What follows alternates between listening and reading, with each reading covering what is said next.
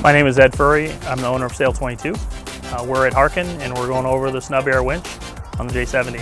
SnubbAir. Basically, the winches on the J70 aren't used very often, but for the most part, it's not necessary. Boat's pretty small. We've added cross-sheeting cleats to make it easier with the jib, and the spinnaker is just not that much load. SnubbAir. Biggest issue with them is there's a real sharp edge, and so as a crew member and you're going back and forth, you got to get from one side to the next, and if you miss, this is a pretty sharp edge and it kind of hurts. So people start off by just putting beer koozies on them. They would get some dense foam, Tyvek tape them. The problem is if it's blown over 25, there are people using them, and so it is important. And so if you tape them up, you can't use them again. We started hearing about Harken working on them over a year ago, and so we got the first prototype set and we put them on our J70 last summer and went sailing. We figured the best way to do it is put them on and use them and see how we can give you feedback and make it work or not. Initial reaction was great. Getting over it as you slide back and forth is big. But then if you notice, it's a nice soft lip on top.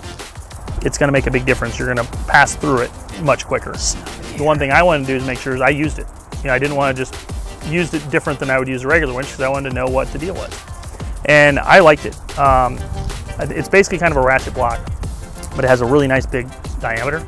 And so you don't have to put extra wraps on or anything like that. And we went on a pretty breezy day where we were playing conditions. Both upwind and downwind, it was great. For jibing or tacking, you can just pull the sheet off the top and then it's on to the next side. And I think that's pretty important.